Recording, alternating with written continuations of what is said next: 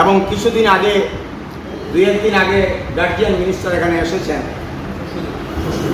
পীযূষ হাজারিকা মহাশয়। উনি পরিভ্রমণ করে গেছেন আজকের এই সাংবাদিক সম্মেলনের মাধ্যমে সরকারের যিনি গার্জিয়ান মিনিস্টার আছেন এবং সরকারকে আমরা জানাতে চাই যে করিমগঞ্জের এই অসহায় মানুষের, সকল অসহায় মানুষ যারা ইন এ রিয়েল সেন্স যারা এফেক্টেড হয়েছেন, তাদের প্রত্যেকের পাশে গিয়ে দাঁড়ানো হবে।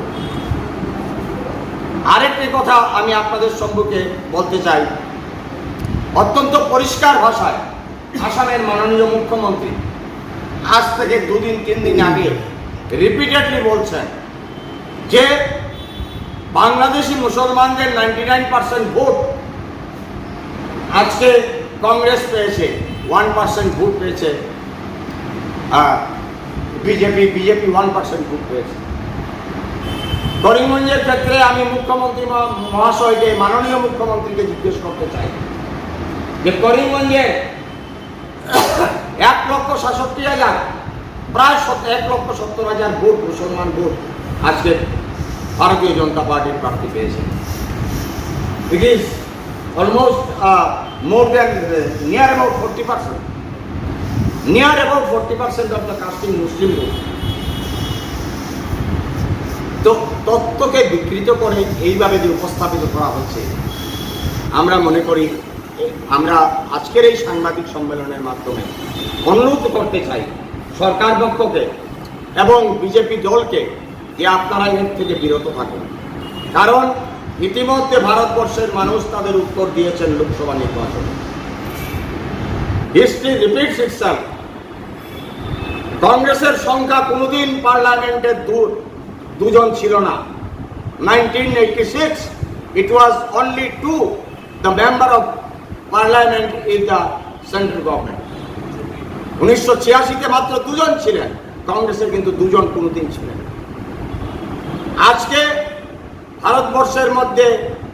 ভারতবর্ষের অগণিত শ্রদ্ধেয় জনগণ লোকসভার মাধ্যমে তাদের যে ম্যান্ডেট দিয়েছেন, এতে পরিষ্কার বলেছেন, পরিষ্কার বুঝিয়ে দিয়েছেন যে we are not with the existing government. এবং আমার সর্বভারতীয় নেতা রাহুল গান্ধী রিপিটেডলি এটা বলছেন। আজকে করিমগঞ্জে আপনারা জানেন একটা আইটিআই, অত্যন্ত কষ্ট করে একটা আইটিআই এখানে হয়েছে। এই করিমগঞ্জের আইটিআইকে এখান থেকে স্থানান্তরিত করার প্রচেষ্টা চলছে। আমরা সরকারি পক্ষের যারা বিধায়ক আছেন এই ব্যাপারে তাদের বক্তব্য আমরা দাবি করছি। They should come forward and let them speak before the people of the Karimganj. What is their stand regarding this? তাদের বক্তব্য কি এই ব্যাপারে? করিমগঞ্জে বিগত 10 বছরে কোনো কিছু হয়নি। I repeat again. 2016 থেকে শুরু করে এখন পর্যন্ত ভারতীয় জনতা পার্টির সরকার হওয়ার পর আসামে করিমগঞ্জে কোনো কিছু হয়নি। যা হয়েছে এর আগে কংগ্রেস সরকারের আমলে হয়েছে। আজকে সেন্ট্রাল স্কুল বলুন, আজকে আইটিআই বলুন, আজকে যতগুলো ইন্টারন্যাশনাল ট্রেড সেন্টার সুতারকান্দিতে বলুন, একদম পরিত্যক্ত অবস্থায় পড়ে আছে। আজকে পলিটেকনিক কলেজ বলুন, সমস্ত কিছু আমি দাবি করছি, I being a district Congress president and all of we are the Congress workers and leaders. বিজেপির নেতৃত্ব যারা করিমগঞ্জে আছেন এবং বিধায়ক যারা আছেন, লেট দেম স্পিক। তারা বক্তব্য রাখুন এই ব্যাপারে আমি যে আজকে দাবি করছি। এবং এইভাবে একটার পর একটা যা বর্তমান সরকার করেননি, কংগ্রেস সরকারের আমলে যা হয়েছে সেটা যদি এখানে স্থানান্তরিত করা হয়, কংগ্রেস এই ব্যাপারে যে আন্দোলন গড়ে তুলবে, ভয়াবহ আন্দোলনের আমরা সূচনা করবো এই করিমগঞ্জ জেলায়। স্যাংশন লিস্ট রয়েছে, এই স্যাংশন লিস্টটা হয়েছে সার্কেল অফিস থেকে, সার্কেল অফিসারের সই করা, এবং এখানে নাম রয়েছে সুতারকান্দি, কুড়িখালা, মাইসগ্রাম, লক্ষ্মীবাজার, পুরাউড়িয়া, আকবরপুর, লাতুসজপুর, পানিঘাট, নর্থ করিমগঞ্জ, পাতুল, কুড়িগ্রাম। এখানে জিআর রিলিফ মেটেরিয়ালস এবং ক্যাম্পে যারা রয়েছে তাদের জন্য বরাদ্দ হতো। এখানে চিহ্নিত করে লক্ষ্মীবাজার এর যে স্যাংশন যেটা হয়েছে, এই স্যাংশন করা রয়েছে সার্কুল অফিসারের সই করা। লক্ষ্মীবাজারের 1 নম্বর এবং 2 নম্বর ওয়ার্ডে যারা ফ্লাড ভিকটিম রয়েছেন প্রায় 3000-এরও অধিক, মোর দেন 3000 পিপুল,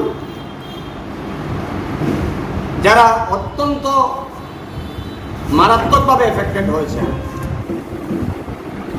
কুশিয়ারার জল তাদেরকে এফেক্ট করেছে, তারা ঘর থেকে বেরোতে পারছেন না, বাড়িতে জল, কিন্তু ইন্টেনশনালি এই স্যাংশনটা লক্ষ্মীবাজারের যে 2টি ওয়ার্ডের স্যাংশন এটা কেটে দেওয়া হয়েছে। গতকালকে আমি ওভার ফোন সার্কুল অফিসারের সঙ্গে আলোচনা করেছি যে আপনার স্যাংশন করা লিস্টের মধ্যে স্পেসিফিক্যালি একটা জিপি 2টি ওয়ার্ডের ক্যান্সেল করা হয়েছে ডেলিভারিটি। এবং আমি আরেকটি কথা এর সঙ্গে অ্যাড করতে চাই, সার্কুল অফিসের মধ্যে একটা ককাস তৈরি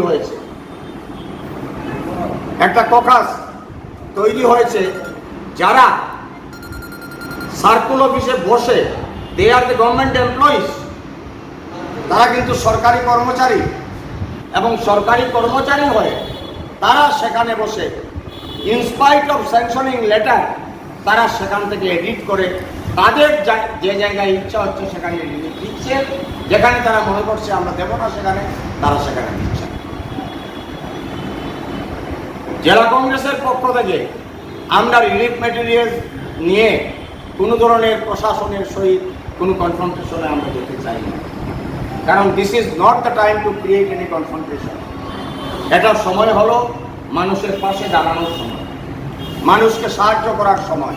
আমরা যারা কংগ্রেস করি আমরা যেটা বিশ্বাস করি, এখানে চিহ্নিত করার সময় নয় যে গত লোকসভা নির্বাচনে কে বা কারা কংগ্রেস প্রার্থীকে ভোট দিয়েছে আর কারা কংগ্রেস প্রার্থীকে ভোট দেয়নি, চিহ্নিত করে যারা কংগ্রেসকে ভোট দিয়েছে তাদেরকে বঞ্চিত করে তাদেরকে রিলিফ যাতে দেওয়া না হয়, এ ধরনের ষড়যন্ত্রে আমরা বিশ্বাস করি না। কিন্তু এটা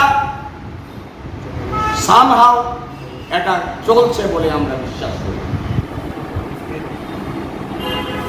করিমগঞ্জ শহরের মধ্যে ওয়ার্ড নাম্বার 15-এ একজন নির্বাচিত ওয়ার্ড কমিশনার চিহ্নিত করে কিছু লোককে বলছিল যে ইউ পিপুল, আপনারা কংগ্রেসকে ভোট দেননি, কংগ্রেসকে ভোট দিয়েছেন, তাই আপনাদের রিলিফ মেটেরিয়ালস দেওয়া হবে না। সঙ্গে সঙ্গে কংগ্রেসের তরফ থেকে সেখানে রিপ্রেজেন্টেটিভ গিয়েছেন, গিয়ে তাদের সঙ্গে আলোচনা করে রিলিফের দায়িত্ব যিনি আছেন ওনার সঙ্গে আলোচনা করে সেখানে সেই সমস্যা সমাধান করা হয়েছে। তো আমাদের কাছে প্র্যাকটিক্যাল প্রুফ রয়েছে। আমরা যারা কংগ্রেস করি আমরা কিন্তু এটাতে বিশ্বাস করি না। আজকে যারা বলছেন নির্বাচিত যারা বিধায়ক রয়েছেন, কিছুদিন আগেও আজকের যে মন্ত্রিসভা আসামের মধ্যে রয়েছে সেই মন্ত্রিসভার মুখ্যমন্ত্রী থেকে শুরু করে বিশিষ্ট মন্ত্রিত্বের দায়িত্বে যারা রয়েছেন তারা আজ থেকে 10 বছর আগে আজ থেকে কংগ্রেসের মন্ত্রিসভায় ছিলেন, 15 বছরের মন্ত্রিসভায় ছিলেন। তো কংগ্রেসের কার্যকাল তারা দেখেছেন। আমরা এটাতে বিশ্বাস করি না। আমরা বিশ্বাস করি যারাই এফেক্টেড হয়েছে তাদের প্রত্যেকের পাশে গিয়ে আমরা দাঁড়ানো আমরা কর্তব্য মনে করি। তো আজকে যে রামচন্দ্রের নাম নিয়ে রাজনীতি করছেন বিশেষ একটা রাজনৈতিক দল, সেই রামচন্দ্রের কনসেপ্টটা কি ছিল আমি জানি, আপনারা সবাই জানেন। সমগ্র ভারতবর্ষের মানুষ জানে, সমগ্র বিশ্বের মানুষ জানে। রামচন্দ্র কি করেছিলেন? রামচন্দ্র তার প্রজাদের কিছু সংখ্যক প্রজা উক্তি করেছিল, দুই একটা, প্রকাশ্যে বলেনি, বলেছিল সীতার অগ্নি পরীক্ষা দিতে হবে। এবং রামচন্দ্র তখন সীতার অগ্নি পরীক্ষা দিয়েছিলেন প্রজাদের নিরঞ্জনের। সেই রামচন্দ্রের, সেটা হচ্ছে this is the concept of the Ramchandra, Shriram. আমরা এটাতে বিশ্বাস করি, আমরা এটাতে বিশ্বাস করি। আমরা রামচন্দ্রকে নিয়ে রাজনীতি করতে চাই না। কিন্তু আজকে একদিকে বলছেন রাম নাম, আরেকদিকে বিশেষ একটা সম্প্রদায়ের মানুষকে রিলিফ মেটেরিয়ালস থেকে বঞ্চিত করা হচ্ছে। তো এই ধরনের রাজনীতি যদি চলে, আমরা কিন্তু বেশি দিন আর শান্ত হয়ে বসে থাকবো না।